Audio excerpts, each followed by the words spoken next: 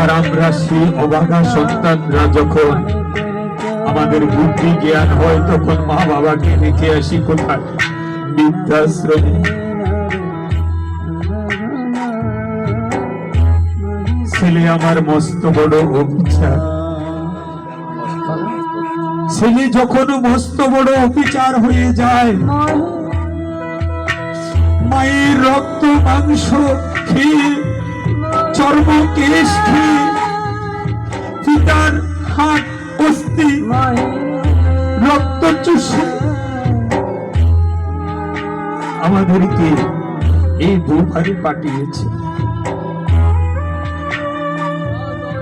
সেই বাবা মাকে আমরা যখন মস্ত বড় অবিচার হয়ে যায় তখন বাবা মাকে আমার কঠিনের মধ্যে জায়গা হয় না, তখন বাবার জায়গা হয় কোথায়? মায়ের জায়গা হয় কোথায়?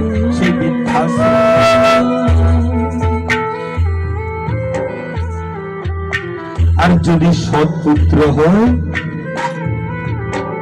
তখন বলবে না, বাবা আমার জন্য অনেক করেছো তুমি, এখন তোমার আর করার বয়স নেই বাবা, তুমি সুখের দিনে এবার একটু শুধু সুখ করে বসো। মাকে বলে, মা তুমি অনেক খেটেছ সংসার নিয়ে। মা তখন ছেলেকে বলে, বাবা তোকে যতদিন পর্যন্ত একটা বিবাহ দিতে পারবো না ততদিন পর্যন্ত এই সংসারের জ্বালা আমার যাবে না।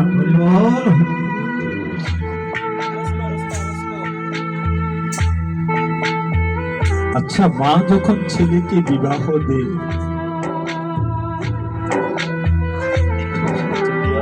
কোন ছেলে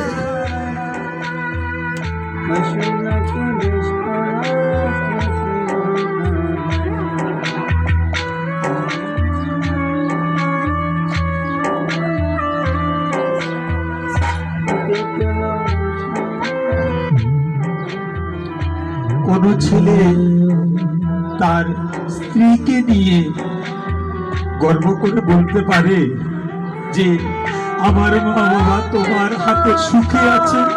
আরে বাবা, আরে তাই মায়ের হাত থেকে আর সংসারের জ্বালাও আর যায় না। বাবা শত মৃত্যু হয়ে যায়, বাবা যখন তিন মাথা একত্রিত হয়ে যায় তখনও বাবা সংসারের হাল ছাড়ে না। কেন? আমার সন্তানের কষ্ট হয়ে যাবে।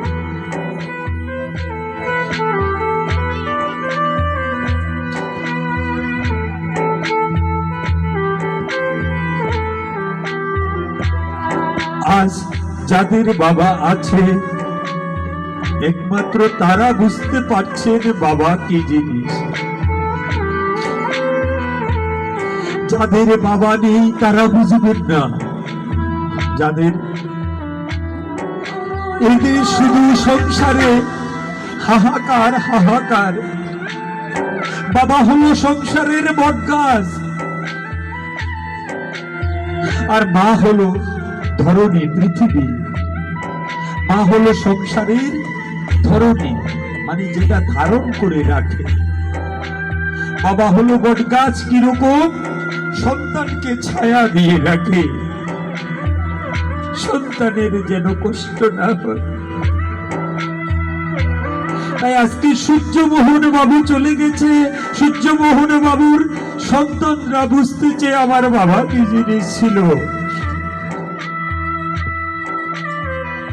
বাবা শত অসুস্থ হয়ে পড়েছিল, বলছি বাবা তুমি থাকো এই সংসারে, আরো কিছুদিন থাকো।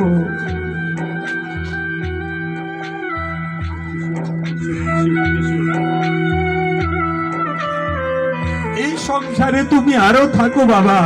বাবা গো, তুমি কোনো কাজ করার দরকার নেই, তোমাকে হুইল চেয়ারের মধ্যে বসিয়ে শুধু আমাদের দরজার পাশে একটু রাখবো বাবা।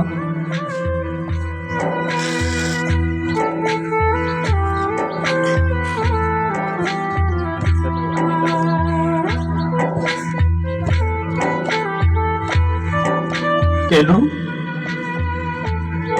বাবা বট গাছ বলে।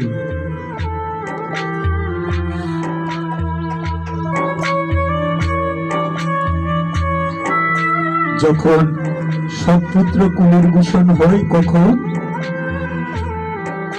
পিতা মাতা যখন মৃত্যু হয়, যখন বিয়োগ হয়ে যায়, যদি সৎপুত্র হয়, সেই সৎপুত্র পিতা মাতার কন্যে আমার গোবিন্দের বাণী শ্রীমদ ভগবত গীতাটুকু কর্ণ প্রহরী দিবে, জয় গীতা জয় গীতা জয় গীতা বলবে।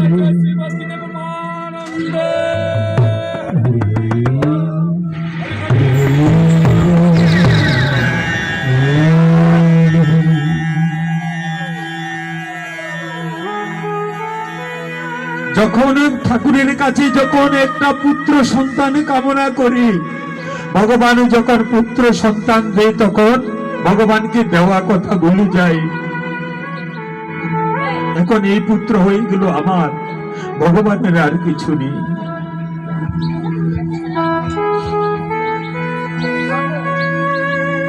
যাকে নিয়ে আমি ঘর সংসার করলাম, যাকে নিয়ে আমি এত রঙ্গ রয়েস করলাম, আমার মৃত্যুর পরে সে আমাকে কি দিবে? সে দিবে মাত্র ঘরের চৌকাঠ পর্যন্ত। এটা জানেন তো দাদা, মনে হয় আপনারা সবাই। স্ত্রী, স্বামী যদি স্ত্রীর আগে মরে যায়, বিয়োগ হয়ে যায়, তখন স্ত্রী স্বামীকে কি দেয় জানেন? তখন স্ত্রী স্বামীকে শুধু ঘরের চৌকাঠ পর্যন্ত যখন বের করে দিবে, আর ওদিকে গোবর ছটা দিয়ে যখন আপনাকে নিয়ে যাচ্ছে, চারিজনে স্কন্ধে করে যখন নিয়ে যাচ্ছে, বল হরি হরি বল, বল হরি হরি বল বলে যখন আপনাকে নিয়ে যাচ্ছে, তখন গোবর ছটা দিয়ে শুদ্ধ করছে। আরে যাকে নিয়ে আপনি এতদিন ছিলেন, এত রঙ্গ রয়েস করছে, এখন মৃত্যুর পরে সেটা আপনার পর হয়ে গেল। এই দুনিয়ায় কার জন্য কি করলাম?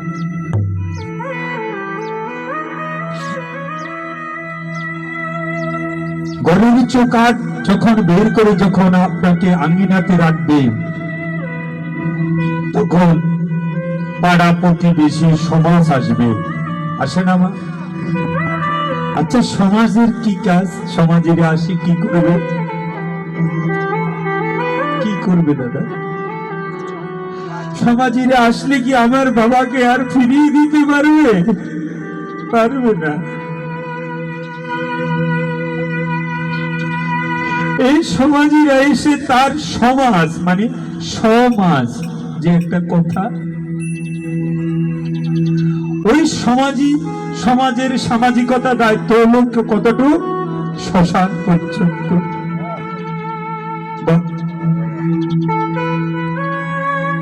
কিসের এত অহংকার, কিসের গৌরব? দেখেন, যখন আপনার একটা সৎ পুত্র থাকবে, আচ্ছা এই পুত্রের কাজ কি?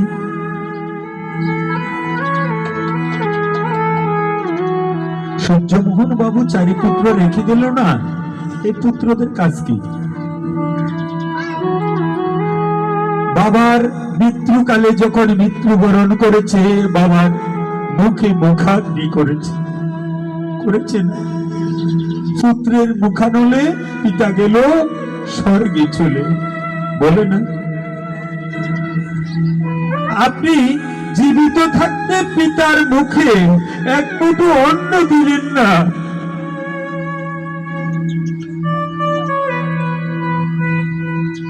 আপনি ভালো করে একটি ওষুধ এনে খাওয়ালেন না বাবাকে। বাবা চলে গেল ওপারে, আপনি সমাজকে দেখাতে গিয়ে 16 মোজা ডেড়া পিটিয়ে ভোজনের আয়োজন করলে, সেটা কি বাবা দেখছে? কি লাভ হবে? সেটা আপনি নামের বাহাবার জন্য, নামী হওয়ার জন্য আপনি সমাজকে 16 মোজা খাওয়াচ্ছেন, সেটা আপনার নামের জন্য। সমাজও বলবে অমুকের ছেলে, সূর্যমোহনের ছেলেরা দেখো বাবার মৃত্যুকালে কত মানুষ এনে খাওয়াছে,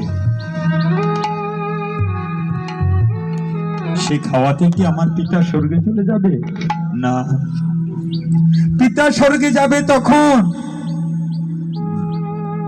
মৃত্যুকালে যদি আমার পিতা স্বর্গে যাইত, আমি ঢেড়া পিড়িয়ে সবাইকে খাওয়াচ্ছি, উদর ভরাচ্ছি, ভোজ করছি, সেটাতে আমার পিতা স্বর্গে যায় নাই। ওই সৎপুত্র হলো কখন? বেদে কি বলছে? পুত নামক নরক হইতে করিবি গো ত্রাণ, এই কারণে পুত্র সন্তান দিলেন ভগবান। অর্থাৎ বেদের বাণী তখনই সত্য হয় যখন পিতার মৃত্যুতে গীতার কথা, ভাগবতের কথা, হরি নামের কথা যদি শ্রবণ করাই